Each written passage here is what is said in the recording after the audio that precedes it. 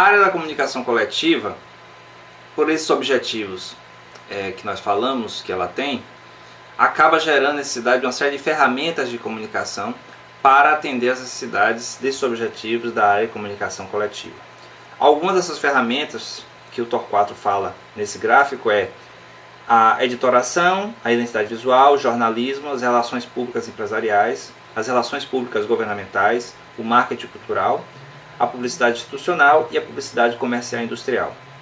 Todas essas ferramentas são feitas pela empresa em conjunto com outras empresas, outros fornecedores, como agências de publicidade, agências de comunicação, empresas de mídia de maneira geral, para refletir no público externo, certo? No sistema, no macrosistema ambiental, como tem no gráfico, a imagem da organização. É um conjunto de ferramentas bastante complexo e exige uma profissionalização muito grande dos profissionais que trabalham nessas áreas. Então, por exemplo, o jornalismo tem uma função muito importante nas relações com a mídia e na informação gerada dentro da própria organização. É por isso a necessidade dos profissionais de jornalismo. As relações públicas exigem profissionais de relações públicas bastante treinados, muito bem treinados, para o desenvolvimento das relações, tanto internas quanto externas, e com públicos diferentes. Por isso que ele chama atenção para relações públicas empresariais e relações públicas governamentais. Essas relações públicas governamentais podem ser exemplificadas pelo famoso lobby, que aqui no Brasil é mal visto, mas no exterior a prática do lobby empresarial é uma prática comum. Seria a tentativa, o esforço de empreender influência sobre os públicos governamentais para a construção de leis, para a formação de leis, estabelecimento de regras que protejam a organização, os empregos gerados pelas organizações, os públicos consumidores, etc. O que, por exemplo, as empresas de automóveis estão fazendo nos Estados Unidos é um tipo de lobby. É um lobby bastante amplo, bastante público, mas é um lobby para que o governo dê ajuda a elas para elas continuarem existindo.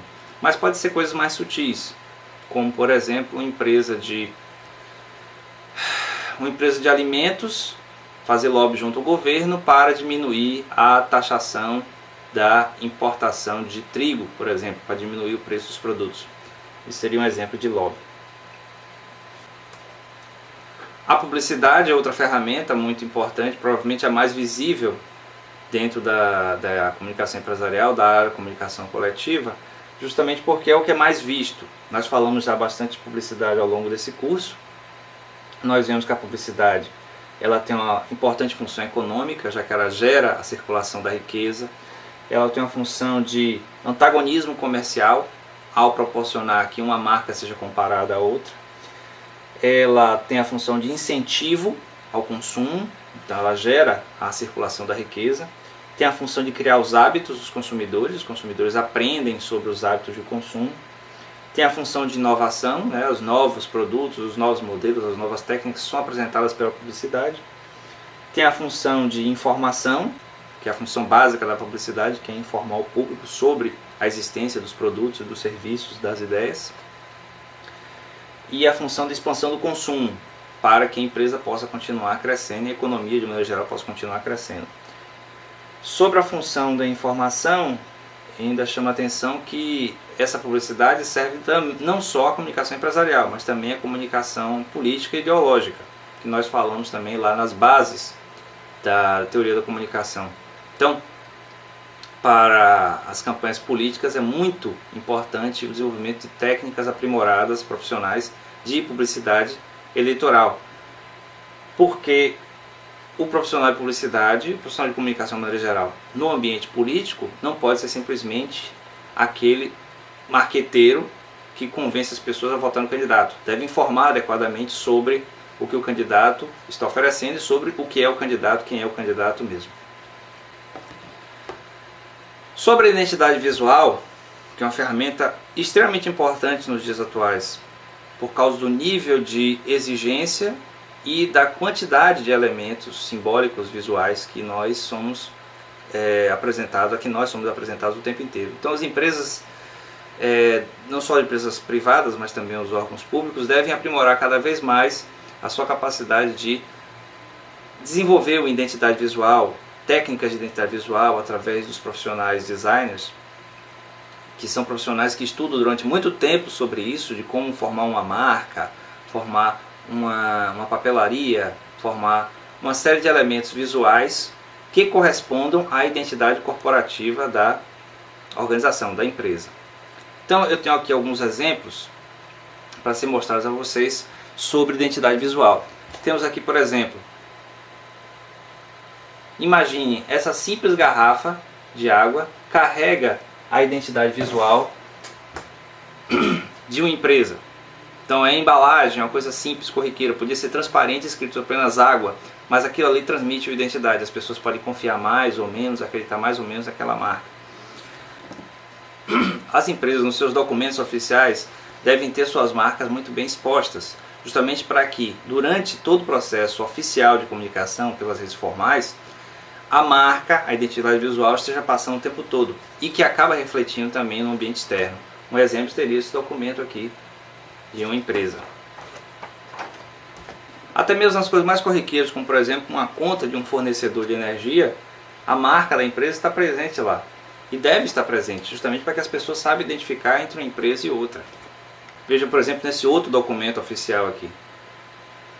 Uma empresa de educação transmitindo a sua imagem para os seus clientes possíveis e qualquer outra pessoa que venha entrar em contato com aquela marca depois. Veja, por exemplo, esse caso típico de camisetas de festa, a quantidade de marcas que são colocadas nas costas da camiseta, transmitindo justamente toda a imagem ligada à festividade, à alegria, etc. Instituições não governamentais, empresas sem fins lucrativos, filantrópicas, também precisam desenvolver suas marcas. Essa aqui, por exemplo, ela ajuda pessoas através do trabalho voluntário, etc., mas precisa também de uma marca. E os apoios, é claro. Novamente aqui uma empresa do ramo educacional, dando apoio para uma instituição do terceiro setor. Temos aqui também a marca da nossa produtora. Ela sendo colocada numa camiseta serve justamente para demonstrar a presença dela nos ambientes diversos em que possa ser utilizado. Até mesmo a área profissional tem seus símbolos, suas marcas que precisam ser divulgadas. Por exemplo, o símbolo da psicologia. Até mesmo os estudantes sabem da importância de uma boa marca, uma boa divulgação visual sobre um evento, sobre algum elemento. Aqui estão, por exemplo, algumas de camisetas apresentadas por estudantes, alunos meus, falando sobre algum produto, desenvolvendo alguma marca, desenvolvendo algum trabalho e que ele sabia da necessidade de uma apresentação visual que fosse presente na apresentação e posterior a ela. Por isso, a própria camiseta como sendo uma mídia. No trabalho realizado pelos meus alunos também sobre marcas presentes no evento das Olimpíadas 2008 em Pequim, eles descobriram uma série de marcas, foram mais de 80 marcas presentes nos eventos olímpicos. Aqui estão algumas imagens para mostrar a quantidade de marcas que eles conseguiram captar. Até mesmo marcas em locais inusitados que a gente não espera que haja uma marca, tem ali a marca no sapato da atleta, no momento do salto dela ali que aparece. Então, todas essas marcas, todos esses símbolos, essas imagens, formam a identidade visual de uma organização, de uma instituição, até mesmo de uma pessoa, de um órgão, certo? De uma classe. E esses elementos são muito importantes para a área da comunicação coletiva, porque é isso que chega para o público externo. Interno também, mas externo principalmente porque é o objetivo, é a meta da organização se comunicar com este público externo. Uma das funções muito importantes dessa desenvolvimento dessa identidade visual, das identidades visuais das organizações, das empresas, dos órgãos, etc., também é a diferenciação. Como nós vimos lá nos obstáculos da comunicação, a indiscriminação é uma falha, é uma barreira à comunicação. Então, as identidades visuais servem também para fazer a discriminação entre uma empresa e outra, entre uma organização e outra. Faz com que você, como público, nós como público, receptor dessas imagens, dessas mensagens, saibamos diferenciar uma organização, um órgão, uma empresa, uma classe da outra.